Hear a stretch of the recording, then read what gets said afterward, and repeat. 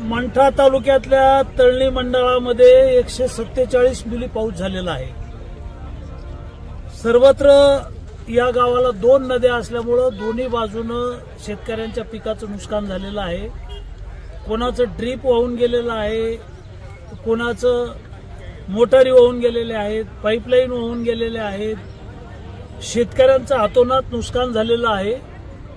65 milli पाऊस पडला तर केंद्र सरकारच्या आणि राज्य सरकारच्या निकषामध्ये अतिवृष्टी होती। इथं तर 147 मिली पाऊस आहे। त्यामुळे तळणी मंडळामध्ये ढगफुटी सारखा प्रकार झालेला आहे। शेतकरी हवालदिल झालेला आहे, पिकं गेलेले आहेत, त्यांच्या मोटारी किंवा साहित्य वाहून गेलेलं आहे। तहसीलदार आहेत, बीडीओ आहेत, मंडळाधिकारी आहेत, तलाठी आहेत, ग्रामसेवक आहेत, कृषी सहाय्यक आहेत। संपूर्ण प्रशासनाला आम्ही सूचना दिलेल्या आहेत। सकाळी 8 वाजता मी जिल्हाधिकाऱ्यांना फोन केला, मी आरडीसींना फोन केला, ते आपत्ती व्यवस्थापनचे प्रमुख असतात। तहसीलदारांना सकाळी 8 वाजता फोन केला, एसडीओ आमचे रोडगे साहेबांना फोन केला आणि प्रशासनाचे सगळे अधिकारी आणि सर्व लोकप्रतिनिधी इथं आहेत। आता तळणी मंडळात सगळे गावं या निकषात बसतात, कारण पाऊस मोजलेला आहे तो तळणीला। त्यामुळे या मंडळातल्या सगळ्या गावात जेवढं नुकसान झालं असेल, मग पूर्णा नदी असेल, दुधना नदी असेल, गोदावरी नदी असेल, छोटे ओढे असतील, नाल्या असतील, सगळीकडे जिथं नुकसान झालंय तिथं ही मदत देण्याच्या संदर्भात प्रशासनाला सूचना दिल्या।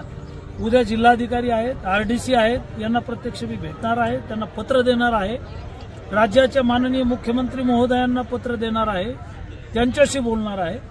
महसूल मंत्री चंद्रशेखर बावनकुळे साहेब यांच्याशी बोलणार आहे। आणि आता प्रथमदर्शनी तळणी मंडळामध्ये 147 मिली पाऊस आहे। परतूर मंडळामध्ये आज माझा दौरा झाला, सातवाना सर्कलला, या मंडळामध्ये 100 मिली पाऊस पडलेला आहे आणि आष्टी मंडळामध्ये 109 मिली पाऊस पडलेला आहे। बाकीच्या ठिकाणचा दौरा बाकी आहे। जशी माहिती येईल तशी सगळी माहिती घेऊ आणि मतदारसंघातल्या एकूण एक शेतकऱ्यांना मदत देण्यासाठी शासन दरबारी बोलत राहू, अधिवेशनात प्रश्न मांडू आणि शेतकऱ्यांना न्याय देण्याचा प्रयत्न करू।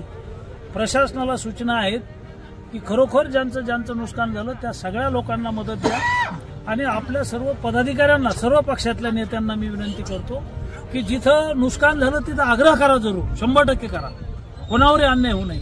पण जिथं नुकसान झालं नाही तिथं प्रशासनाला सहकार्य करा, अशा प्रकारच्या आपल्याला सगळ्यांना सूचना आहेत। कारण त्यांनाही काम करताना आपल्या सर्वांच्या सहकार्याची, मदतीची गरज असते ना। आपण सर्वांनी सहकार्य केलं तर नुकसान झालेल्या सगळ्या लोकांना मदत मिळेल, त्याच्यात कुठलीही अडचण येणार नाही।